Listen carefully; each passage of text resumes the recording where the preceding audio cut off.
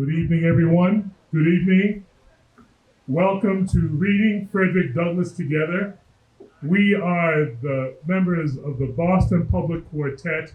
We are very happy and honored to be here with you. And we're going to start the program with an African American spiritual. If you feel like singing along, please do. Sorry, I can't. All of a sudden, I can't find it. I'm trying to fit. Also, in the spirituals, if It you is? have that, yeah, it's towards the end, like you have that, if you can't find it. I had just found it, and now it's like showing up.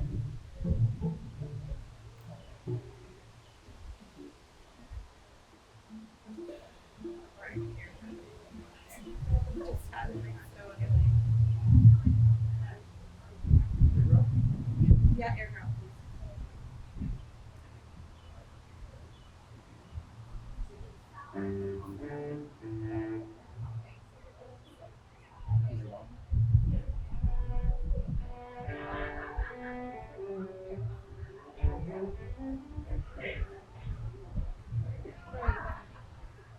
There it is. Airplay, air girl.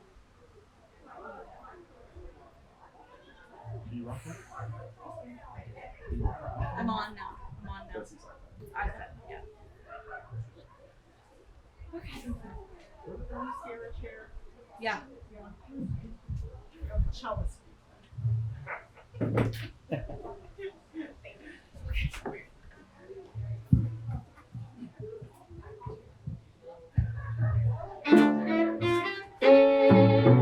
Just hit the battle of Jericho, Jericho, Jericho. Just hit the battle of Jericho, and the walls come tumbling down that holy. Just hit the battle of Jericho, Jericho, Jericho. Just hit the battle of Jericho, and the walls come tumbling down. You may talk about your king of Gideon, you may talk about your man of Saul. There's none like good old Joshua at the battle of Jericho. What to the walls of Jericho he marched with his spear in hand. Come blow them ram horns, Joshua cried, 'cause the battle is in my hand. Then the lamb and sheep horns begin to blow, trumpets begin to sound. Joshua commanded the children to shout, and the walls come tumbling down that holy. Joshua hit the battle of Jericho, Jericho, Jericho. Joshua hit the battle of Jericho, and the walls come tumbling down.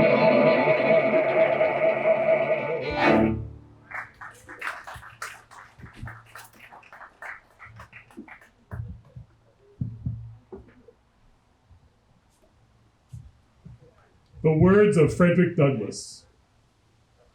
I have often, in the deep stillness of a summer's day, stood all alone upon the lofty banks of the Chesapeake Bay, and traced, with saddened heart and tearful eye, the countless number of sails moving off to the mighty ocean.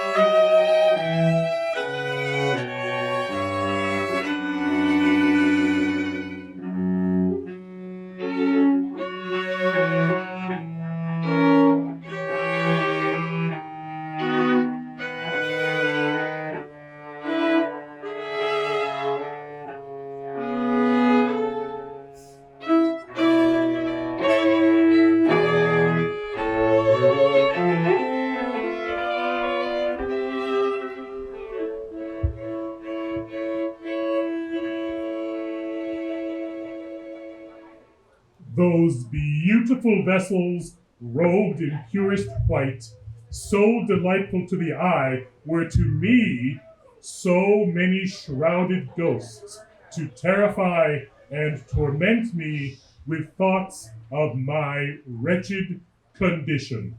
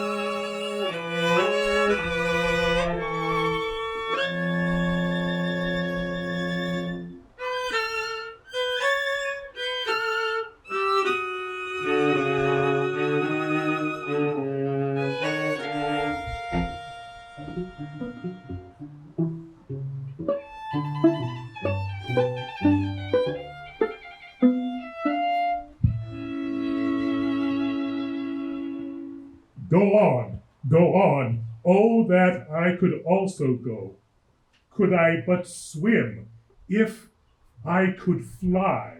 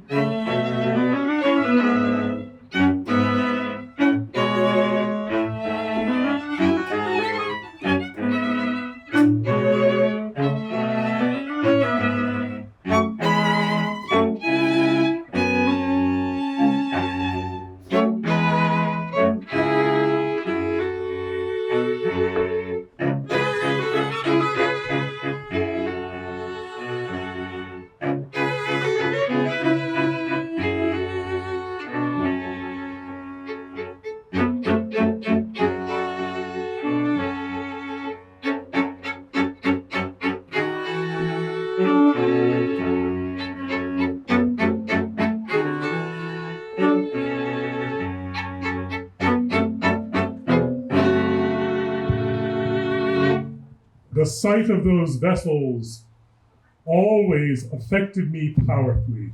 I would pour out my soul's complaint with an apostrophe to the moving ships.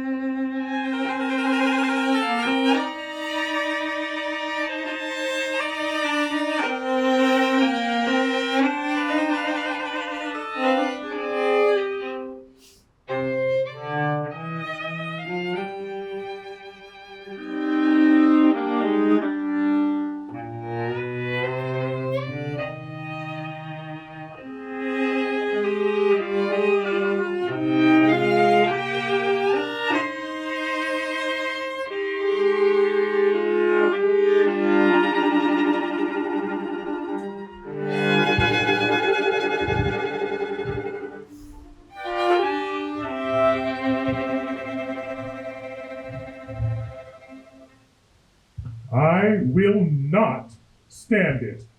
Get caught or get clear, I will try it.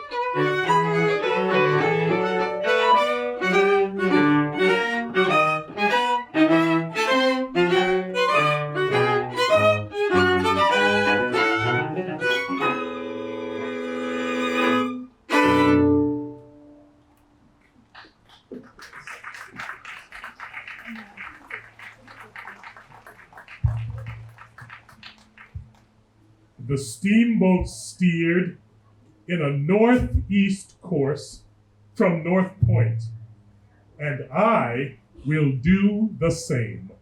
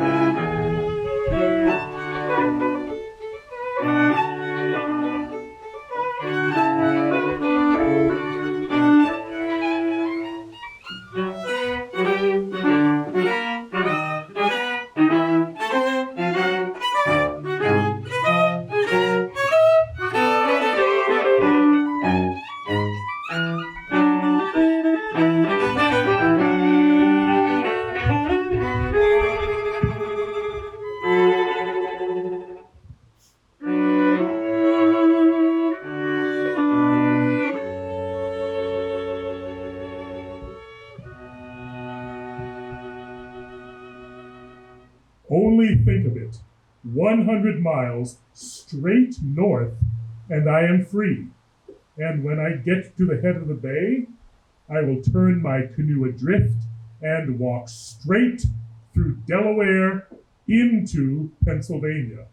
And when I get there, I shall not need a pass. There I can travel undisturbed. Let but the first opportunity offer, and come what will, I am off. This very bay shall bear me into freedom.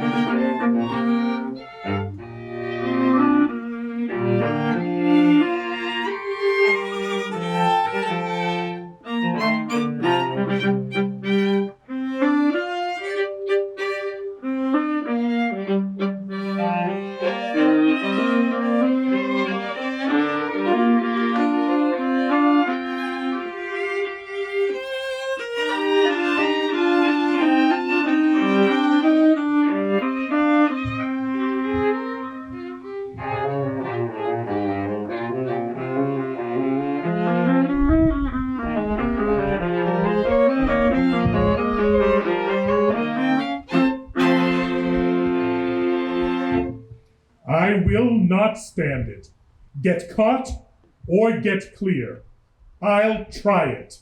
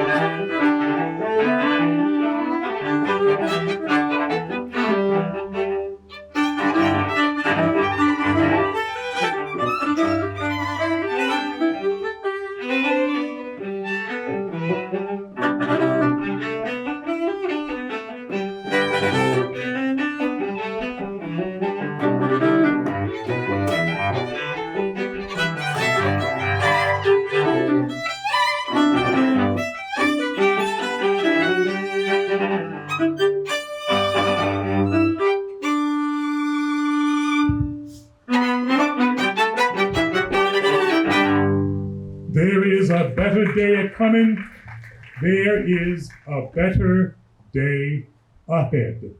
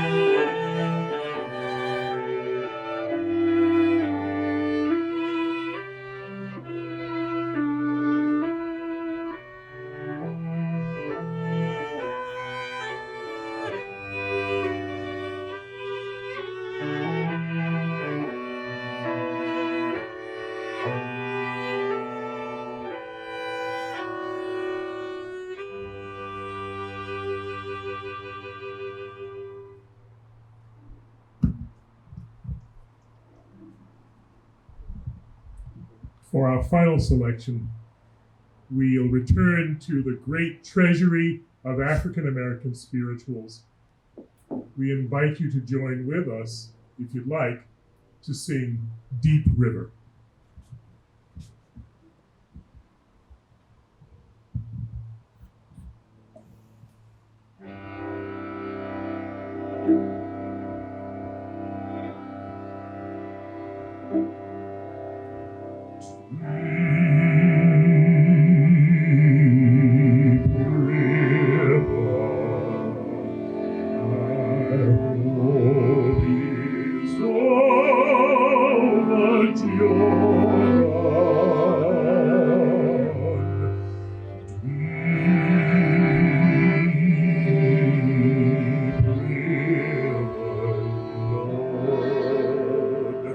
I want to cross over.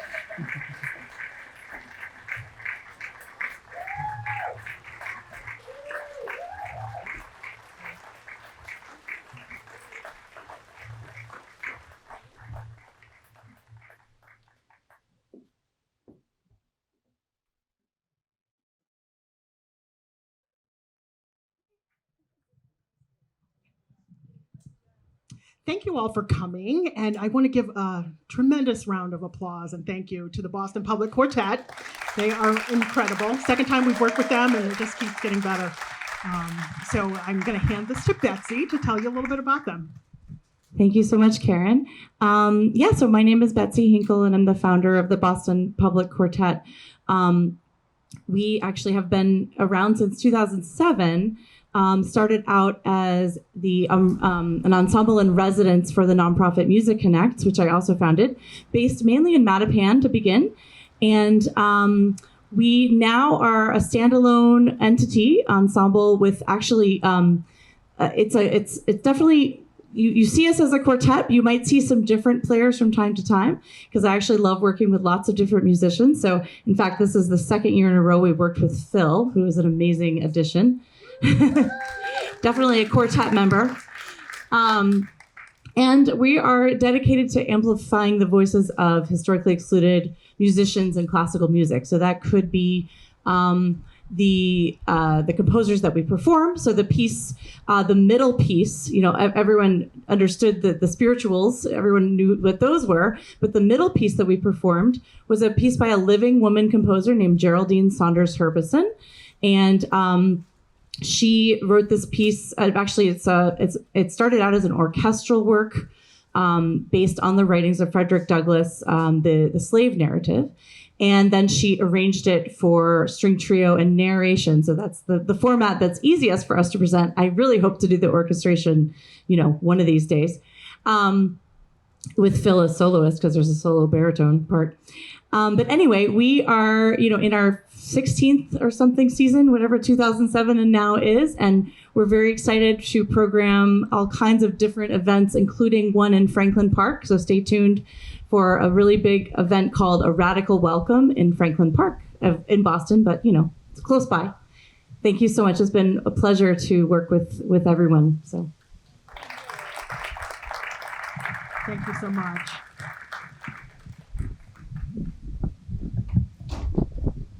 Can you hear me?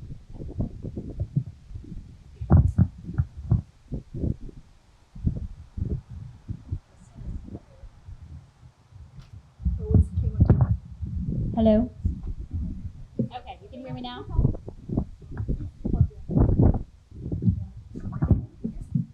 Okay, I'm gonna hold it so we can get started.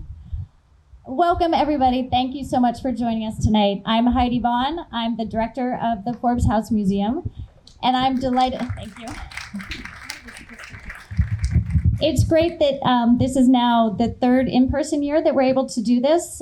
We had some hybrid and I think one completely virtual event, but it's been growing year after year, and we're so glad to see that. Hopefully, some of you have been able to check out our exhibit. It's here until July 12th. It's a temporary exhibit on Frederick Douglass, advocate for equality, tracing his life and his contributions. It'll be up through July 14th. And every Friday between now and then, if you drop in anytime between 10 and 4, you're welcome to check it out free of charge. You're also welcome to join us for a tour, and that would be included with a regular tour of the house. Those tours are at 11 and 2 on Thursdays, Fridays, and Saturdays. So maybe we'll see some of you back here. Before we go any further, I wanted to acknowledge that we're gathered on the traditional land of the Neponset tribe of the Massachusetts people. We honor with gratitude the land itself and the people who have stewarded it throughout the generations. And to give you a little more context about the people who were here before us, we've set up a story walk in the front yard. It will be up throughout the summer, and we encourage you to find some time to check it out. And we're continuing to research and try and learn more about the Massachusetts people. I'm honored to be hosting this event with my partner Karen and Courageous Conversations Toward Racial Justice. It's an honor to have Byron Rushing joining us tonight as a facilitator.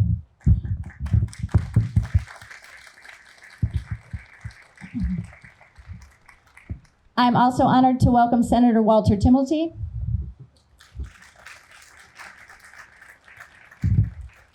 and Representative Brandy Fluker Oakley. Thank you so much for joining us. Reading Frederick Douglass Together is a special event that happens in many different sites throughout the Commonwealth of Massachusetts.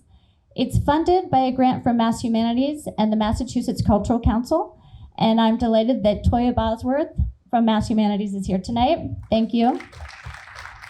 And she also provided us with these Frederick Douglass t-shirts, which I'm proud to wear.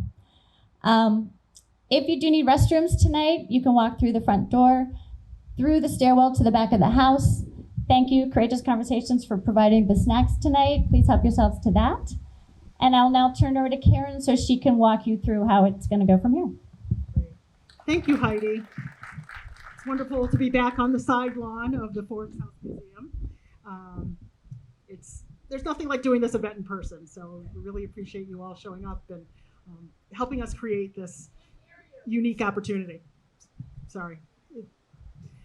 So I'm Karen Gross-Horan. I'm one of the co-founders and executive director of Courageous Conversations Towards Racial Justice, and we are, undertaking the work of racial justice that we've been on the path since 2016, doing monthly events, and we couldn't do this without the wonderful partners in the town of Milton that we've been fortunate to work with. So, Forbes House, thank you as always for the work that we do together and the amazing work that you do in the community.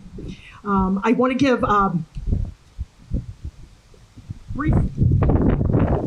Yeah, do you mind holding that? I'm sorry. I want to give great shout out to Byron Rushing for joining us as our moderator tonight. I'm going to give an introduction. Byron Rushing is an American politician who represented the 9th Suffolk District in Massachusetts House of Representatives from 1983 to 2019. He represented the South End neighborhood of Boston, a Democrat, and he was first elected in 1982. Representative Rushing was an original sponsor of gay rights legislation and chief sponsor of the law to end discrimination on the basis of sexual orientation in public schools.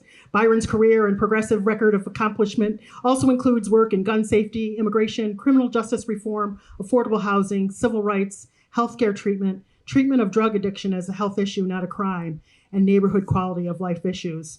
Other positions in Rushing's illustrious career have included work with the Congress of Racial Equality, community organizing for the Northern Student Movement. He helped found Lower Roxbury Community Corporation, one of the nation's first community development corps. He was the president of the Roxbury Historical Society and worked with the Center for Inner City Change in Boston, as well as directing the Urban Change Program at the Urban League.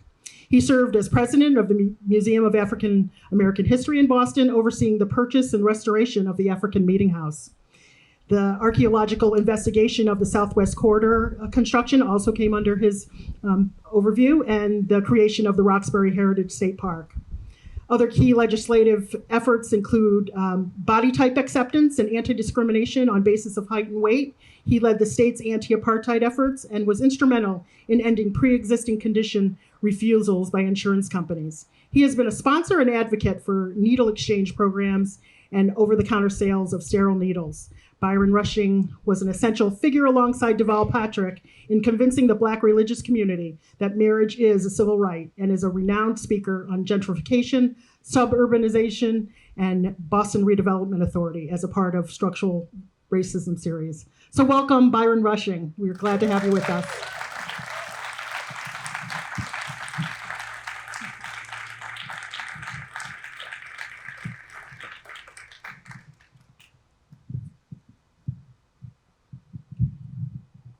Thank you very much, and good evening. The response to that is good evening. Thank you. It is so good to be here with you for this important a reading that has become so popular over the past several years throughout the country. Let me begin by saying that slavery and the slave trade in the Americas has existed longer than emancipation and civil rights for the descendants of the enslaved. If you use 1619 as the approximate date of the introduction of slavery in North American British colonies, which would become the United States of America, slavery lasted for 246 years and did not end until the ratification of the 13th Amendment to the Constitution in 1865. I won't ask you, as I do when I say these dates to young people, to take out a pencil and do the subtraction, but I'll give you the answer. It will not be until 2111 that people of African descent will have been free as long as they have been enslaved in the United States. To move from the myth of slavery as an incidental occurrence in the early days of European occupation of the Americas to the truth of slavery as part of the truth of the origins of the nations of the Americas, and specifically of the origins and economic success of the United States, will require the production of an accurate history, a new memory of our founding. The stories which we combine into the set of experiences, beliefs, and values that affect the way we as Americans perceive who we are is sometimes called a paradigm. The values, the systems of thought that we take for granted. This speech by Frederick Douglass was the beginning of correcting that paradigm.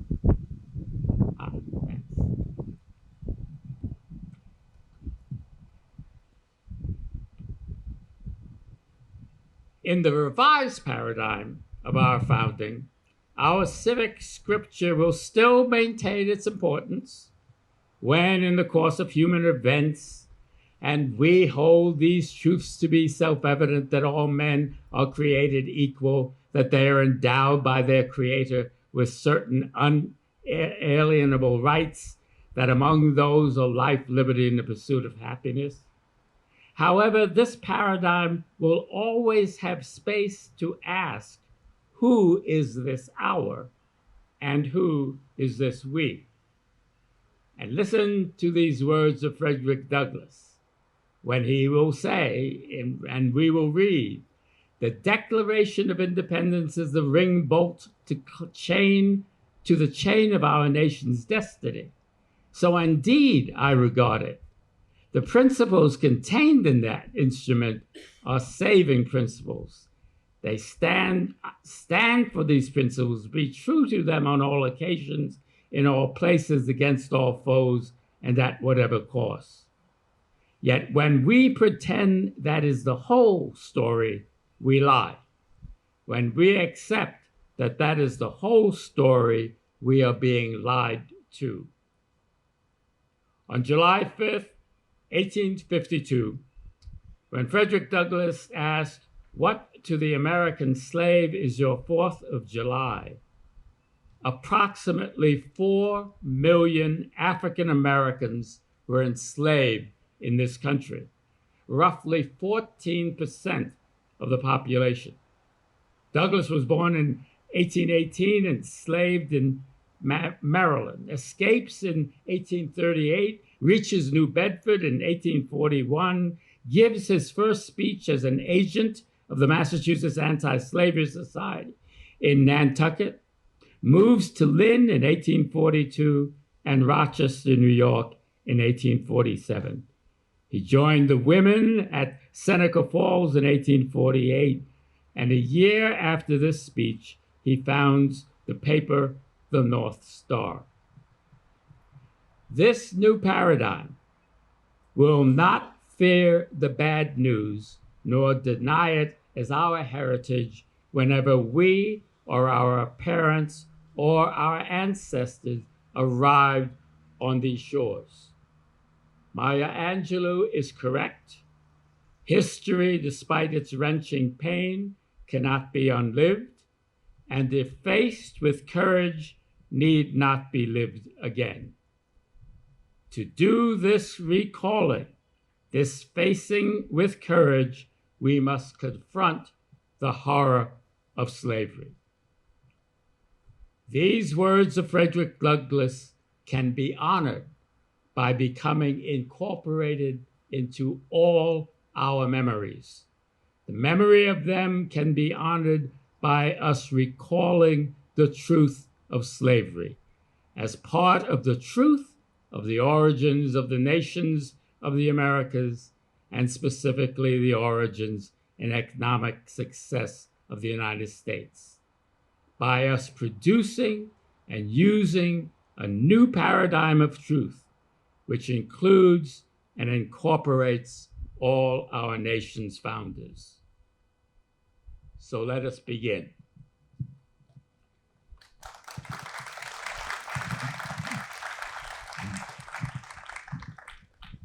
Mr. President, friends, and fellow citizens, the task before me is one which requires much previous thought and study for its proper performance. I do not remember ever to have appeared as a speaker before an assembly more shrinkingly, nor with greater distrust of my ability than I do this day. The papers and placards say that I am to deliver a 4th of July oration. The fact is, ladies and gentlemen, the distance between this platform and the slave plantation from which I escaped is considerable, and the difficulties to be overcome in getting from the latter to the former are by no means slight. That I am here today is to me a matter of astonishment as well as gratitude. This, for the purpose of this celebration, is the 4th of July. It is the birthday of your national independence and of your political freedom. This, to you, is what the Passover was to the emancipated people of God. It carries your minds back to the day and to the act of your great deliverance. This celebration also marks the beginning of another year of your national life and reminds you that the Republic of America is now 76 years old. I am glad, fellow citizens, that your nation is so young. You are, even now, only in the beginning of your national career, still lingering in the period of childhood. I repeat, I am glad this is so. There is hope in the thought, and hope is much needed under the dark clouds which lower above the horizon.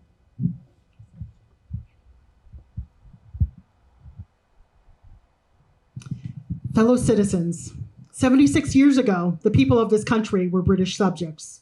The style and title of your sovereign people, in which you now glory, was not then born. You were under the British crown.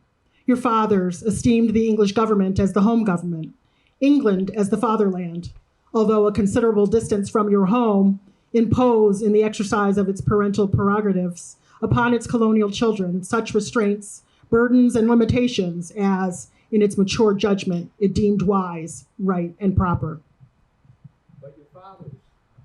But your fathers, who had not adopted the idea of infallibility of government and the absolute character of its acts, presumed to differ from the home government in respect to the wisdom and justice of some of those burdens and restraints. They went so far as to pronounce the measure of government unjust, unreasonable, and oppressive, and altogether such as ought not to be quietly submitted to. I scarcely need say, fellow citizens, that my opinion of those measures fully accords with that of your fathers. Feeling themselves harshly and unjustly treated by the home government, your fathers, like men of honesty and men of spirit, earnestly sought redress. They petitioned and remonstrated. They did so in a decorous, respectful, and loyal manner. This, however, did not answer the purpose. They saw themselves treated with sovereign indifference, coldness, and scorn, yet they persevered. Oppression makes a wise man mad. Your fathers became restive under this treatment. They felt themselves the victims of grievous wrongs, wholly incurable in their colonial capacity. With brave men, there is always a remedy for oppression. Just here, The idea of total separation of the colonies from the crown was born. It was a startling idea, much more so than we, at this distance of time, regard it. The timid and the prudent of that day were, of course, shocked and alarmed by it. Their opposition to the then dangerous thought was earnest and powerful. But amid all their terror and affrighted vociferations against it, the alarming and revolutionary idea moved on, and the country with it. On the 2nd of July, 1776, the Old Continental Congress, to the dismay of the lovers of ease and the worshippers of property, clothed that dreadful idea with all the authority of national sanction. They did so in the form of a resolution. We seldom hit upon resolutions drawn up in our day whose transparency is at all equal it. Resolved that these united colonies are, and of right, ought to be free and independent states, that they are absolved from all allegiance to the British Crown. Citizens, your fathers made good that resolution. They succeeded, and today you reap the fruits of their success. The freedom gained is yours, and you, therefore, may properly celebrate this anniversary. The 4th of July is the first great fact in your nation's history. The very ring bolt in the chain of your yet undeveloped destiny. Pride and patriotism, not less than gratitude, prompt you to celebrate and to hold in it perpetual remembrance. I have said that the Declaration of Independence is the ring bolt to the chain of your nation's destiny. So, indeed, I regard it. The principles contained in that instrument are saving principles. Stand by those principles, be true to them on all occasion, in all places, against all foes, and at whatever cost. Fellow citizens, I am not wanting in respect for the fathers of this republic. The signers of the Declaration of Independence were brave men. I cannot contemplate their great deeds with less than admiration. They were statesmen, patriots, and heroes, and for the good they did and the principles they contended for, I will unite with you to honor their memory.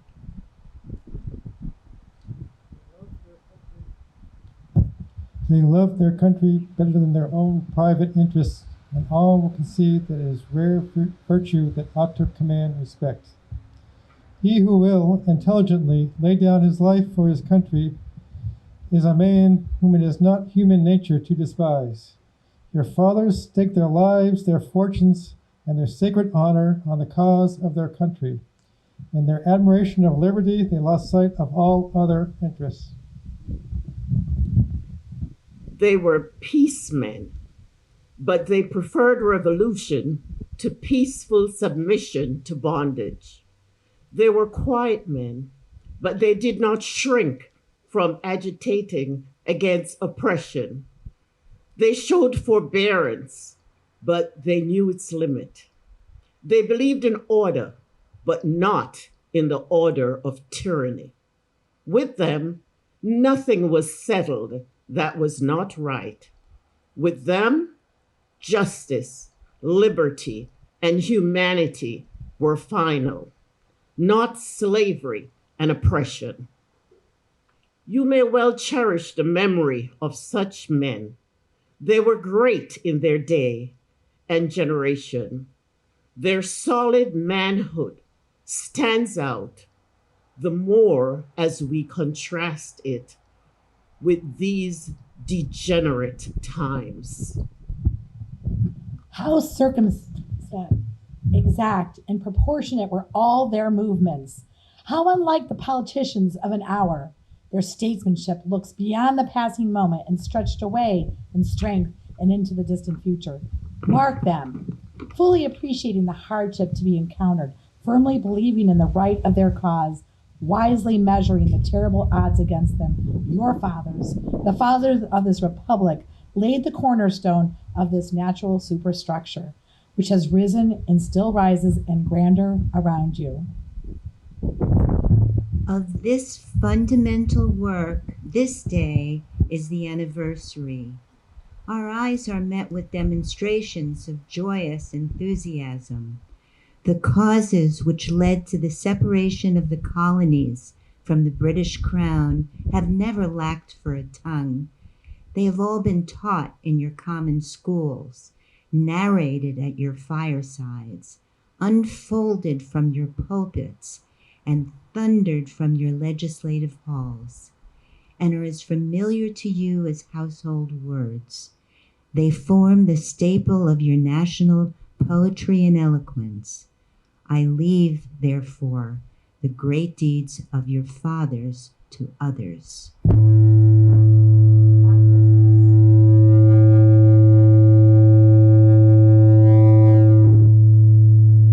The accepted time with God and his cause is the ever-living now. We have to do with the past only as we can make it useful to the present and to the future. Now is the time, the important time. Your fathers have lived, died, and have done their work, and have done much of it well. You live and must die, and you must do your work. You have no right to enjoy a child's share in the labor of your fathers, unless your children are to be blessed by your labors. You have no right to wear out and waste the hard-earned fame of your fathers to cover your indolence. Fellow citizens, pardon me, allow me to ask, why am I called upon to speak here today? What have I, or those I represent, to do with your national independence? Are the great principles of political freedom and of natural justice embodied in that Declaration of Independence extended to us? And am I, therefore, called upon to bring our humble offering to the national altar and to confess the benefits and express devout gratitude for the blessings resulting from your independence to us? Would to God, both for your sakes and ours, that an affirmative answer could be truthfully returned to these questions. Then would my task be light and my burden easy and delightful, but such is not the state of the case. I say it with sad sense of the disparity between us. I am not included within the pale of this glorious anniversary. Your high independence only reveals the immeasurable distance between us. The blessings in which you, this day, rejoice are not enjoyed in common. The rich inheritance of justice, liberty, prosperity, and independence bequeathed by your fathers is shared by you, not by me. The sunlight that brought life and healing to you has brought stripes and death to me. This 4th of July is yours, not mine. You may rejoice, I must mourn. To drag a man in fetters into the grand illuminated temple of liberty and call upon him to join you in joyous anthems were inhumane mockery and sacrilegious irony. Do you mean, citizens, to mock me by asking me to speak today? Fellow citizens, above your national tumultuous joy, I hear the mournful wail of millions, whose chains, heavy and grievous yesterday, are today rendered more intolerable by the jubilee shouts that reach them. To forget them, to pass lightly over their wrongs, and to chime in with the popular theme would be treason most scandalous and shocking, and would make me a reproach before God and the world. My subject, then, fellow citizens, is American slavery. I shall see this day from the slave's point of view. Standing here, identified with the American bondman, making his wrongs mine, I do not hesitate to declare with all my soul that the character and conduct of this nation never looked blacker to me than on this 4th of July. Whether we turn to the declarations of the past or to the professions of the present. The conduct of the nation seems equally hideous and revolting. America is false to the past, false to the present, and solemnly binds herself to be false to the future. Standing with God and the crushed and bleeding slave on this occasion, I will, in the name of humanity which is outraged, in the name of liberty which is fettered, in the name of the Constitution and the Bible, which are disregarded and trampled upon, dare to call in question and to denounce, with all the emphasis I can command, everything that serves to perpetuate slavery, the great sin and shame of America. I will not equivocate, I will not excuse, I will use the severest of language I can command, and yet not one word shall escape me, that any man whose judgment is not blinded by prejudice, or who is not at heart a slaveholder, shall not confess to be right and just.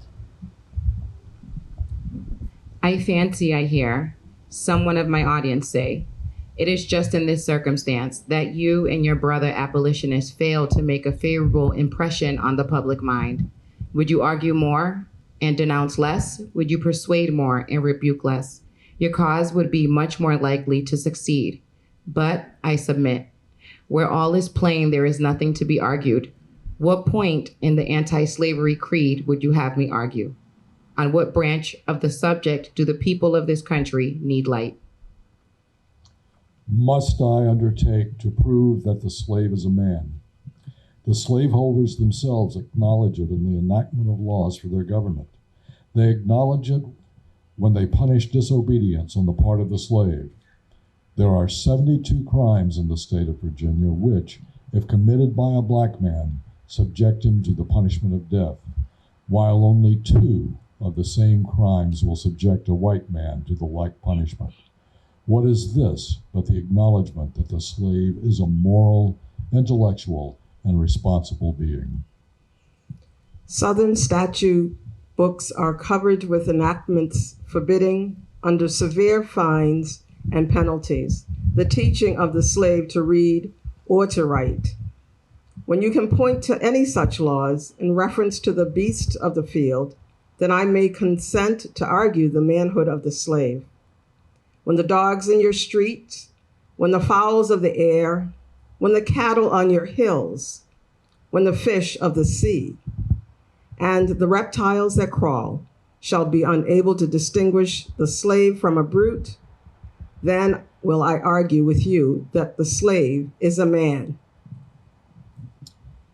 Is it not astonishing that while we are plowing, planting, and reaping, using all kinds of mechanical tools, erecting houses, constructing bridges, building ships, working in metals of brass, iron, copper, silver, and gold, that while we are reading, writing, ciphering, acting as clerks, merchants, and secretaries, having among us lawyers, doctors, ministers, poets, authors, editors, orators, and teachers, that while we are engaged in all manner of enterprises common to other men, digging in gold in California, capturing the whale in the Pacific, feeding sheep and cattle on the hillside, living, moving, acting, thinking, planning, living in families as husbands, wives, and children, and above all, confessing and worshiping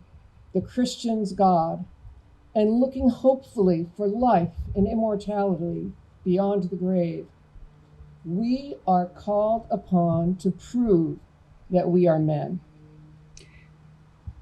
Would you have me argue that man is entitled to liberty, that he is the rightful owner of his own body? You have already declared it. Must I argue the wrongfulness of slavery? Is it to be settled by rules of logic and argumentation as a matter beset with great difficulty, involving a doubtful application of the principles of justice? Hard to be understood? How should I look today in the presence of Americans to show that men have a natural right to freedom.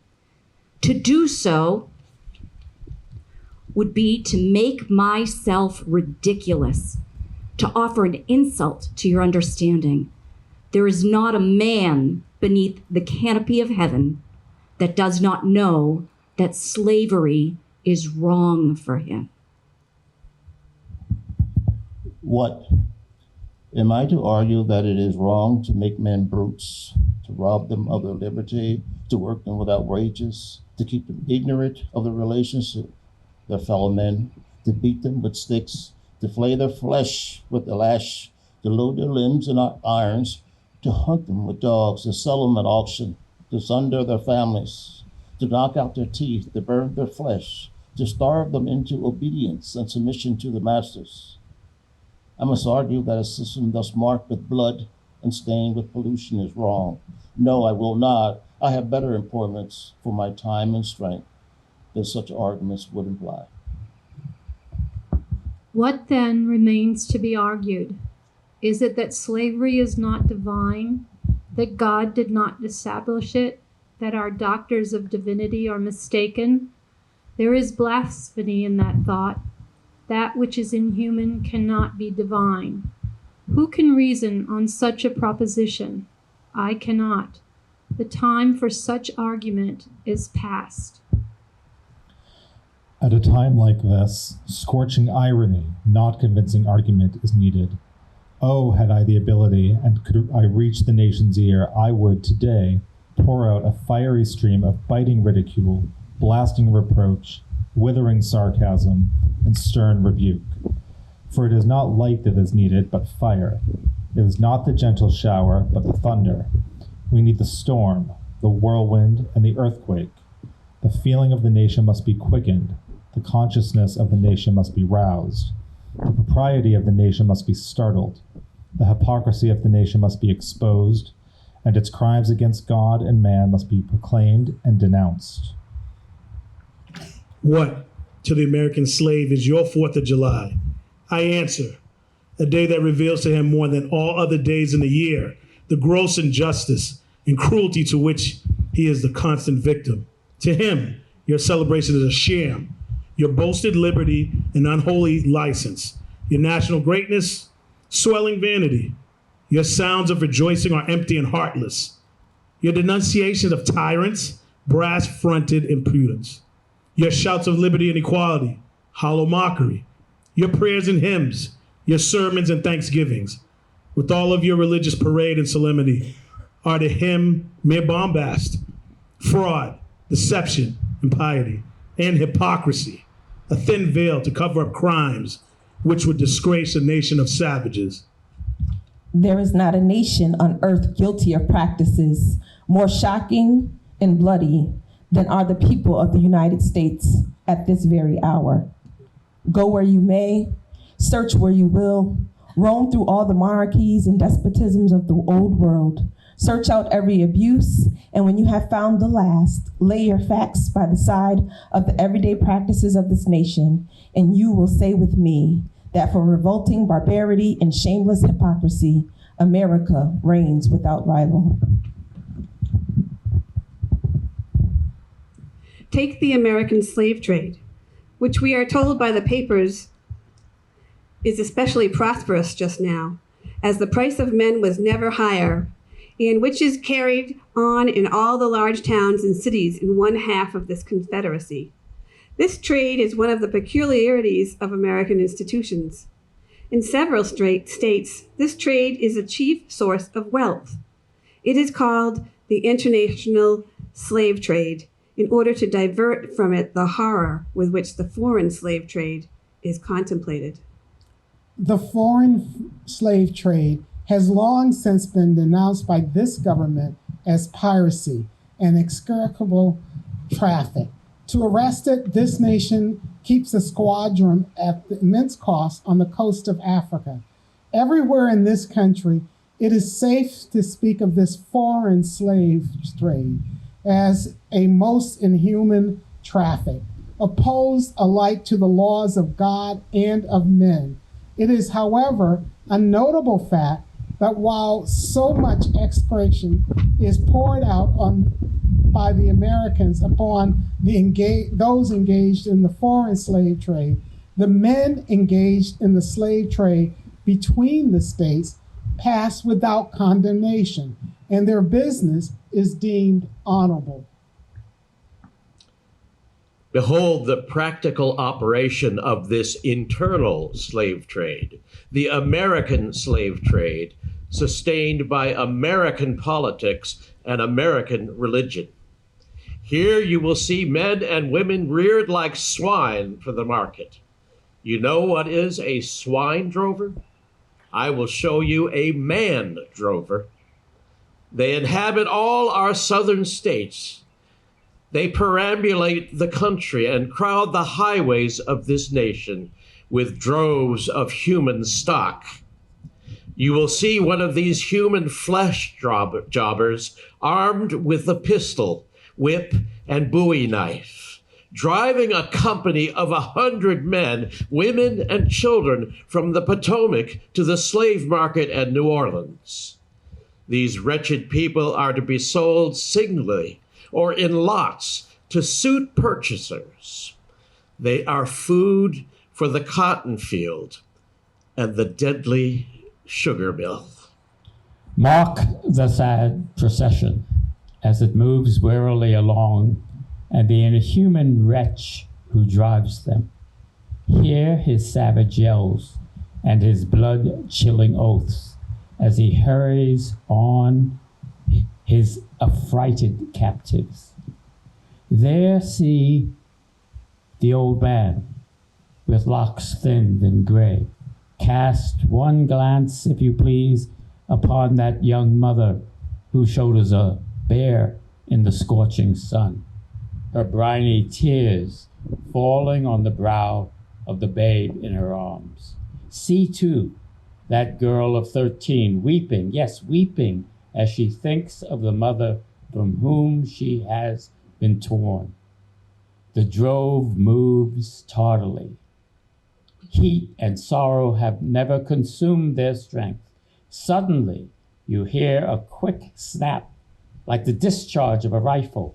The fetters clank, the chain rattles simultaneously. Your ears are saluted with a scream that seems to have torn its way to the center of your soul. The crack you heard was the sound of the slave whip. The scream you heard was from that woman who saw with the babe. Her speed had faltered under the weight of her child and chains. That gash on her shoulder tells her to move on. Follow this drove to New Orleans. Attend the auction. See men examined like horses. See the forms of women rudely and brutally exposed to the shocking gaze of American slave buyers. See this drove sold and separated forever, and never forget the deep, sad sobs that arose from the scattered multitude. Tell me, citizens, where, under the sun, can you witness a spectacle more fiendish and shocking? Yet this is but a glance at the American slave trade as it exists at this moment in the ruling part of the United States. I was born amid such sights and scenes. To me, the American slave trade is a terrible reality. The fleshmongers gather up their victims by dozens and drive them, chained, to their general depot at Baltimore. When a sufficient number has been collected here, a ship is chartered for the purpose of conveying the forlorn crew to Mobile or to New Orleans. From the slave prison to the ship, they are usually driven in the darkness of night. In the deep, still darkness of midnight, I have been often aroused by the dead, heavy footsteps, and the piteous cries of the chained gangs that passed our door. Fellow citizens, this murderous traffic is today in active operation in this boasted republic. In the solitude of my spirit, I see clouds of dust raised on the highways of the South. I see the bleeding footsteps. I hear the doleful wail of fettered humanity on the way to the slave markets, where the victims are to be sold like horses, sheep, and swine, knocked off to the highest bidder. There, I see the tenderest ties ruthlessly broken to gratify the lust, caprice, and rapacity of the buyers and sellers of men.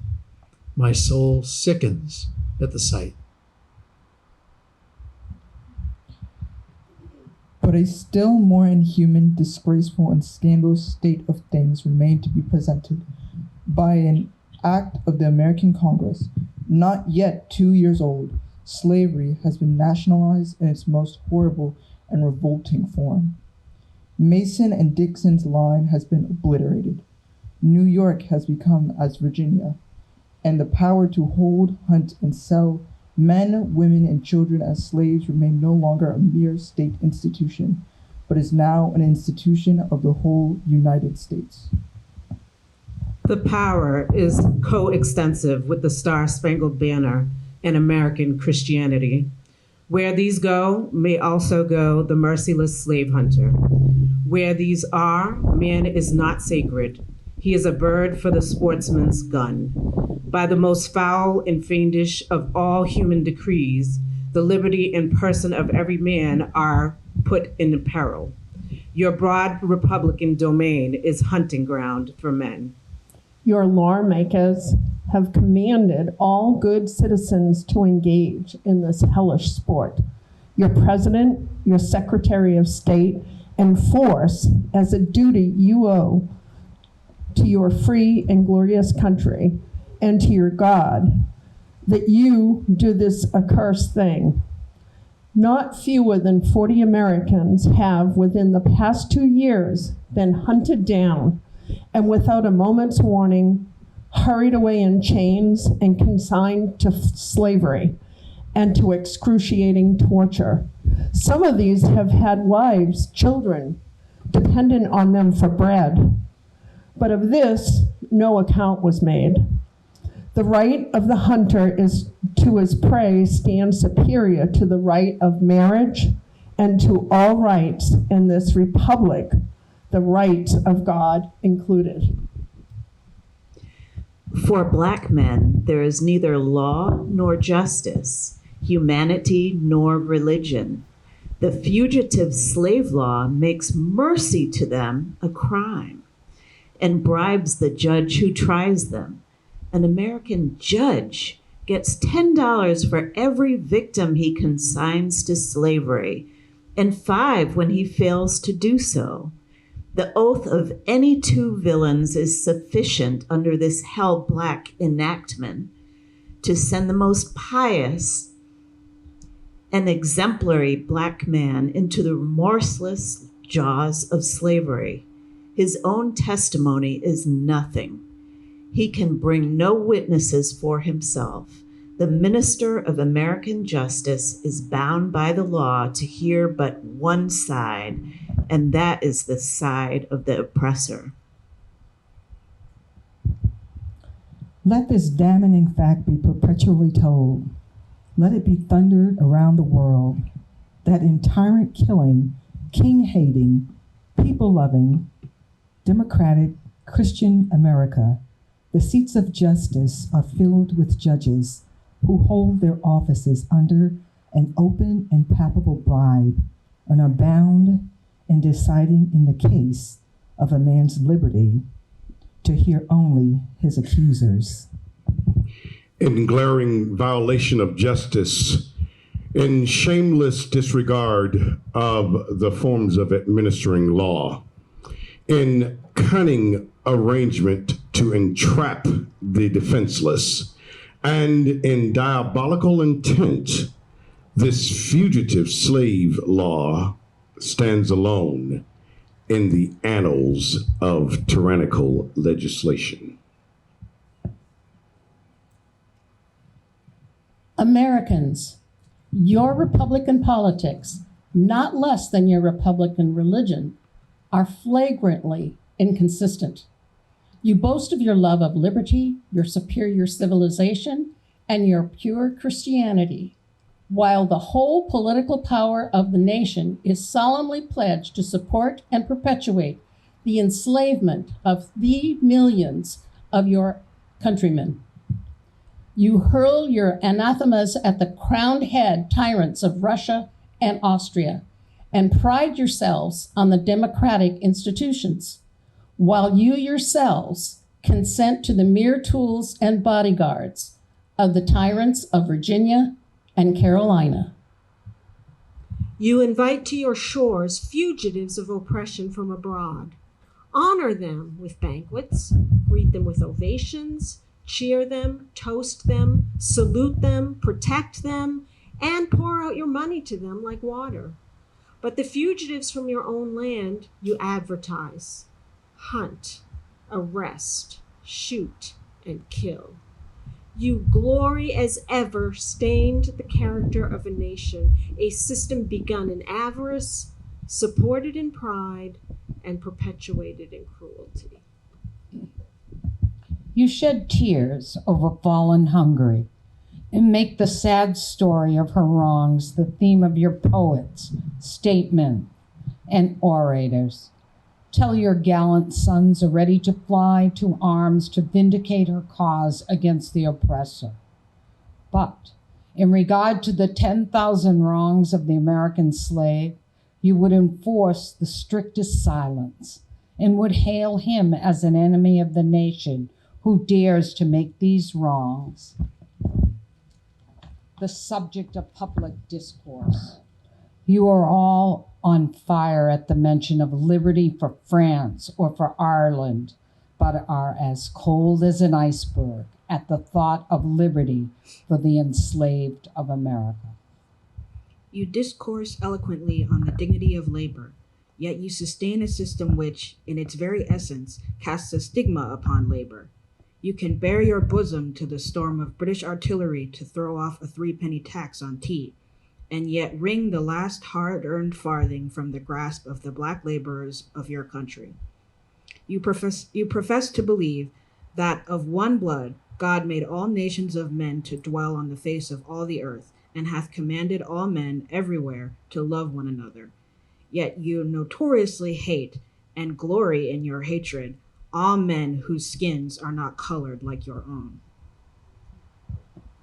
You declare before the world and are understood by the world to declare that you hold these truths to be self-evident, that all men are created equal and are endowed by their Creator with certain inalienable rights, and that among these are life, liberty, and the pursuit of happiness.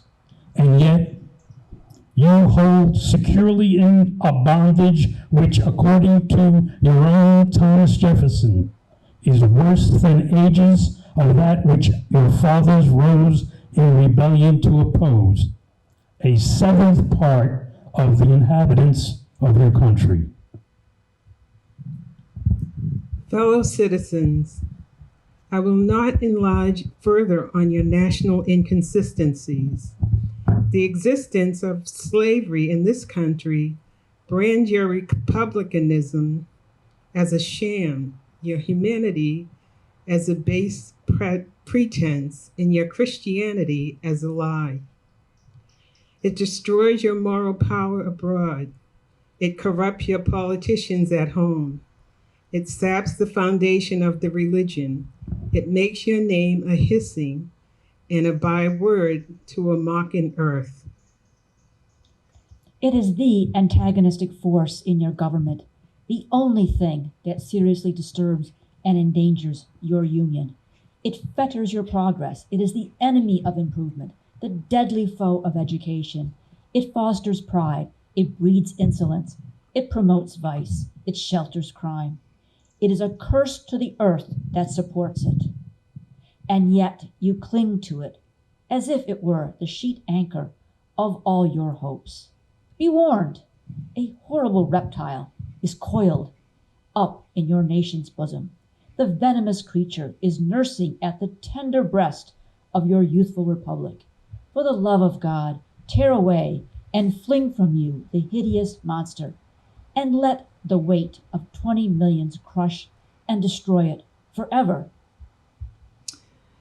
But it is answered in reply to all this that precisely what I have now denounced is in fact guaranteed and sanctioned by the Constitution of the United States. That the right to hold and to hunt slaves is a part of that Constitution framed by the illustrious fathers of this republic. Then I dare to affirm, notwithstanding all I have said before, your fathers, instead of being the honest men I have before declared them to be, were the veriest impostors that ever practiced on mankind. This is the inevitable conclusion, and from it there is no escape. But I differ from those who charge this baseness on the framers of the Constitution of the United States. It is a slander upon their memory. At least, so I believe, and others have, as I think, fully and clearly vindicated the Constitution from any design to support slavery for an hour.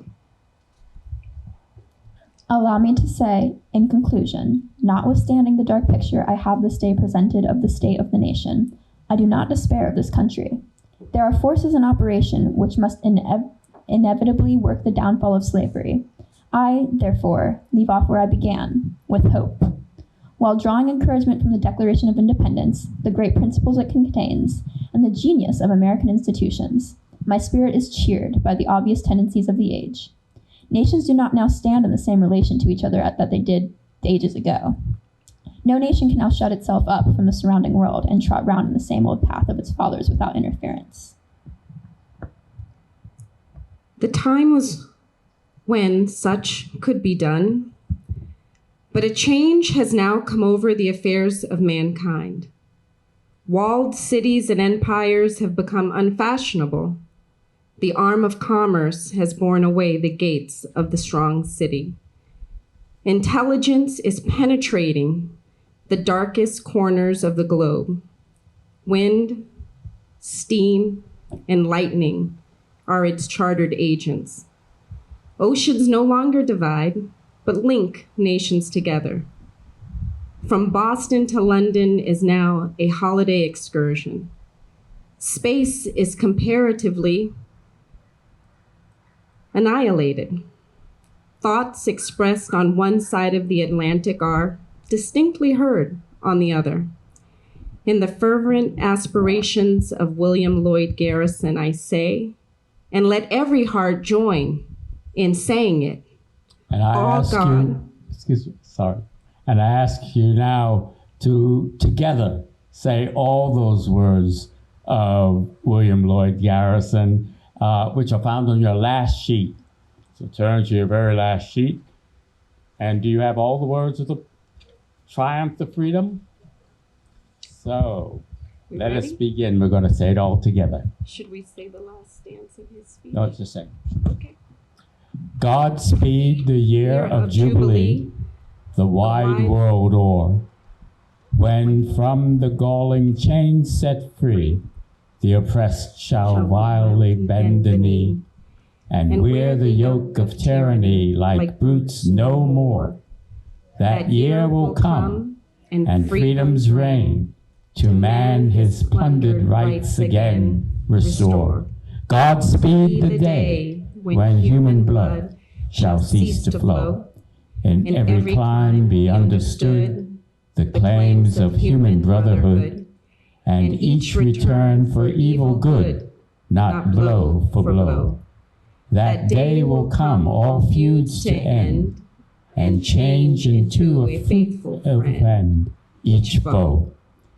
God speed the hour, the glorious hour, when none on earth shall exercise a lordly power, nor in a tyrant's presence cower, but to all manhood stature tower, be equal birth.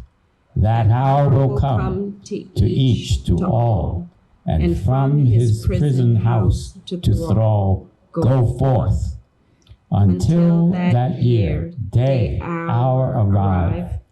With head and heart and hand I'll strive to break the rod and rend the gyve, the spoiler of his prey deprive. So witness heaven, and never from my chosen point, whate'er the peril or the course, be driven.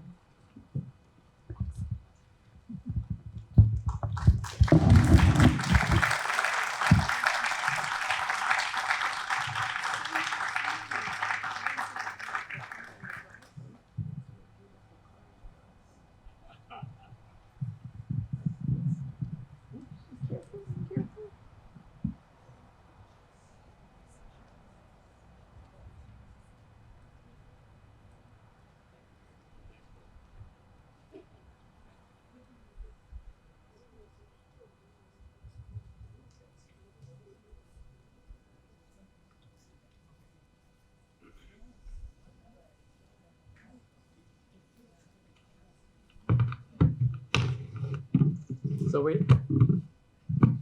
we have a few minutes, and I think probably the easiest way for all of us to hear each other is for each other to come up and grab a microphone. So let me just say a few words in conclusion, but I'm happy to answer any questions and listen to any remarks about the reading and its meaning for you this year, this month, this moment. I want to just in the setting for this speech remind people of a few facts that everybody in the audience knew, and so Frederick Douglass takes for granted. And that, of course, is that 2 years before this speech, the federal government passed the fugitive slave law. And that's the law that said no matter where an African was in the United States, he could be charged with being a runaway, and if he lost his case, would be sent back to enslavement, or if he lost his case and had been free, nevertheless be sent to slavery. And that's, of course, the period when Harriet Tubman begins to take Black people she had guided out of the South all the way to Canada, to St. Catharines. And those are the references that he's making. And of course, everybody in the audience knew that had happened and it was going on, right? It's important, I think, to remember that Boston and Massachusetts and the United States has not one, but 3 founding histories. The histories of the indigenous people who arrived here tens of thousands of years ago, and the imperial Europeans, especially English, who attacked and invaded these lands, and the Africans whom the Europeans stole and brought here as property, chattel, to supply and supplement the labor for the Europeans to exploit the vast resources of this land. All 3 of those peoples are founders of this place. And you cannot tell the history of any one without telling the history of all 3, because from the beginning of the invasion of the Americans by Europeans, from thenceforth, They have all been related. So, anyone have a remark or a question? Okay, I just want to get you to a microphone. You got to do it. I don't think I bring it to you. Okay. This is the second time I have read this, and something different came out than when I read it the first time. And my second thought was to consider they're trying to remove this out of the history books. It is a sin.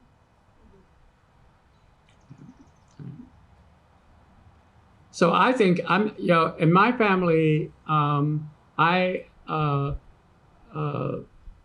started with my daughter, and now it's continued with my granddaughters.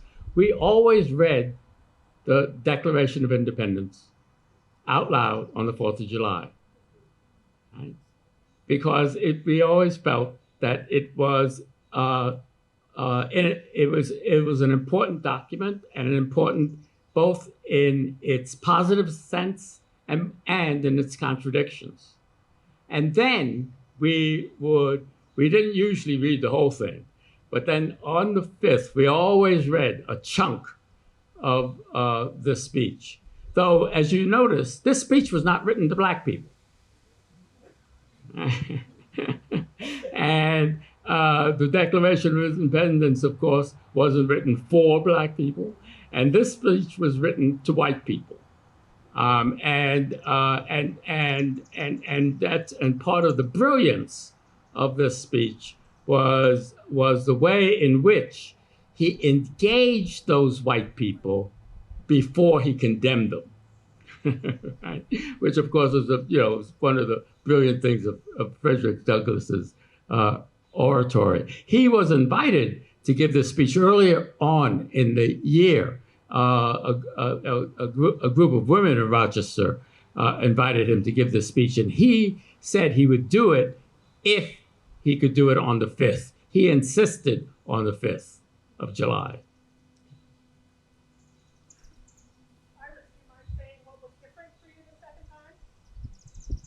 Many things. There were many parts of the speech that I didn't remember. I know it was before COVID that I was here that we did this, but just different sections of it, just like powerful. We had some pretty good readers.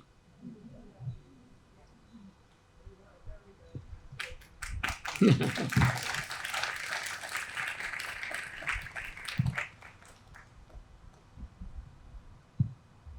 just stand. I'll use my teacher voice.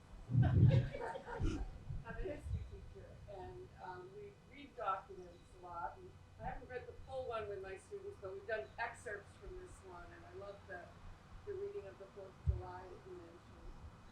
One of the things that I thought about as we read this was both the power of this speech and the power of Douglass's voice in that moment, that difficult moment of history, and how important it is that we engage with Frederick Douglass and his words at that moment to speak to our moment today.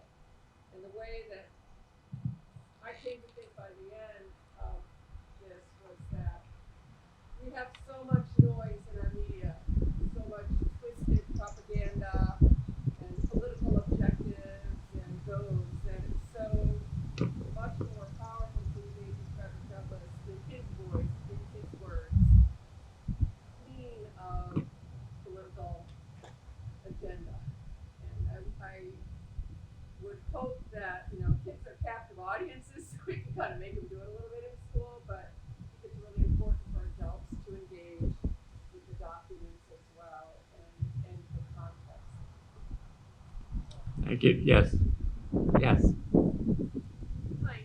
I just wanted to say what I really got present to is that this is thinking about today. And sadly, I'm going to say that history sadly repeats itself, because there's very little difference. It's maybe just a little more eloquent and a little older language words, but it's like today. For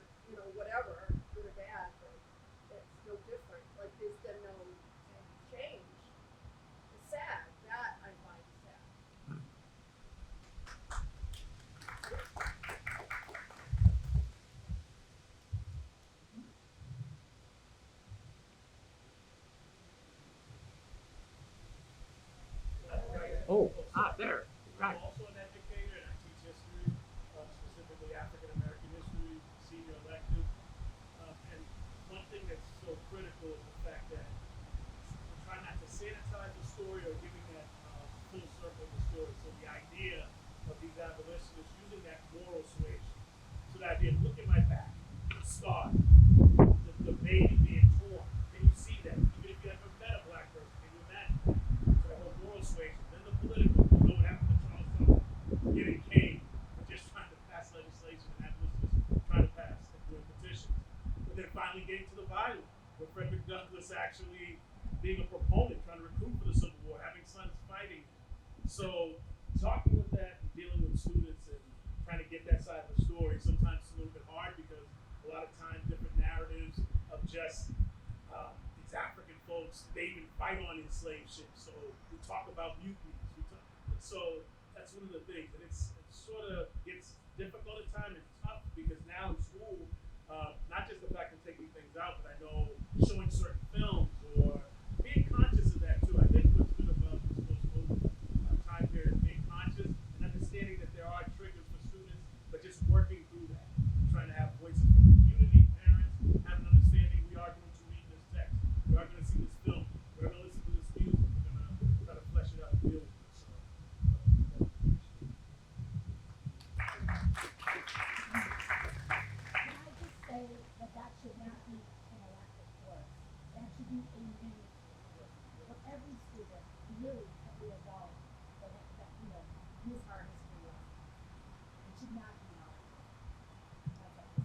Right. That's a very good point. And of course, it is the point about American history. You see, no one here has ever learned any American history in a school because American history would have had all the people in it from the beginning to the end. Right?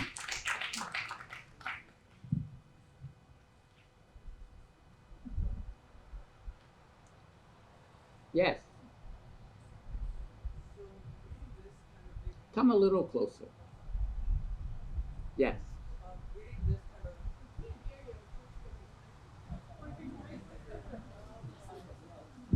We can also see you better when you're So reading this has made me think of June 19th, and it kind of made me wonder whether there are any documents like legitimizing June 19th as the day slaves were emancipated, and kind of wondering if there's a way that African American people can read the Emancipation Proclamation from June 19th rather than the 14th Amendment, because we see, or at least I see, June 19th as the African American Independence Day. That's a good point, but I do think, you see, it's really important to in understanding how, on one hand, we have to understand how horrible slavery was, and how much white people benefited from slavery, and white people benefited from slavery who came to America after there was slavery, because they benefited from how rich the country was. And the country was rich because of slavery. Right? And on the other, but we also have to follow the struggle for emancipation in this country and be accurate about that.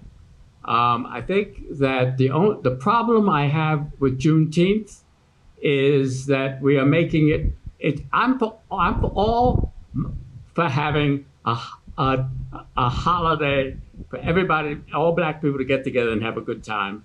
And and those of you who used to hear me talk about Black History Month, I used to always say that the only reason Black History Month is in February is that the founders of Black History Month came from the South, right? And so everybody's been looking for a nice holiday in June. The reality of what happened that day is important to talk about. Black people were not freed in the United States until the United States Constitution was changed. And the 13th Amendment wasn't ratified until the December of that year. Right? the freedom that was celebrated by Black Texans was the fact that they knew the Emancipation Proclamation had been written, but there was no protection to enforce that in Texas until Union troops reached Texas. So that's the actual thing that was celebrated by the Texans and Oklahomans, Black Texans and Oklahomans, after the end of the Civil War and the passage of the 13th Amendment. Then they celebrated that particular day. And it's the day that they received protection from the Union Army. There's a wonderful quote by a Black man said, "We all knew we were free. We knew we were free. We just could not, there was no way we could stand up and say, 'I'm free,' without getting shot by our master." And so what the Juneteenth is in the history of abolition is the day that the announcement was made to Black people. If you want to read something, read the announcement. Read what the Union Army read when they got to Galveston, Texas. And it's an interesting document, and it's an interesting document because it also shows the difficulty that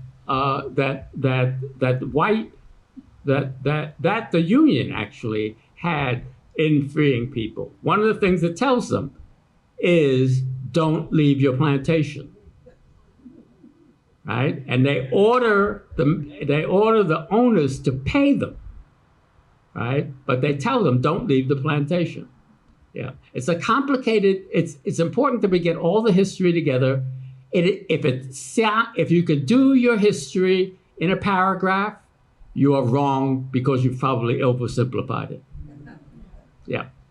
So I'm all for Juneteenth, but it's important also that we are accurate about how we obtained freedom, right?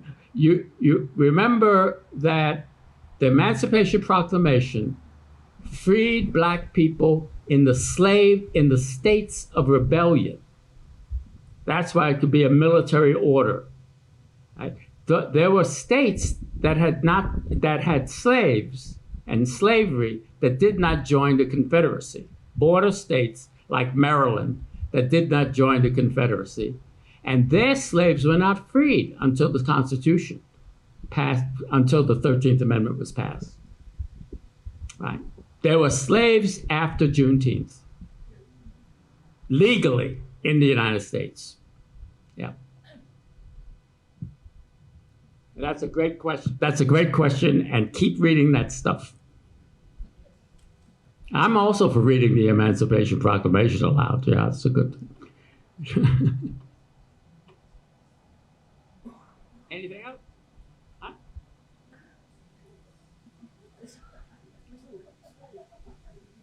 So we're wrapping up?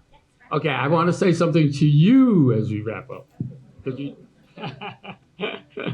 So we did a wonderful thing at the beginning of this event this evening, and that is to acknowledge Native Americans and acknowledge the land that was stolen from them hundreds of years ago, and all of us are on. All of us are on. And I've been very moved by those acknowledgments. And I have, over the past year or so, also thought we should add an acknowledgement to that. And it's an acknowledgement not of the land, but of a date. And the acknowledgement would be, when did the first Africans come here? Where I am right now in the United States, when did the first Africans come here?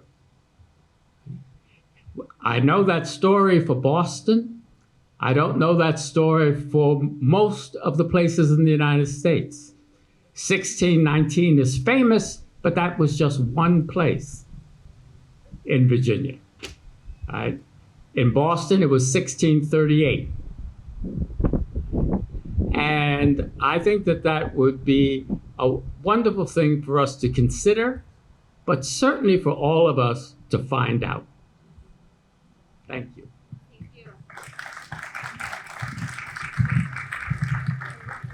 Thank you, Byron. Thank you, Karen and Courageous Conversations. Thank you, everyone who joined us here tonight.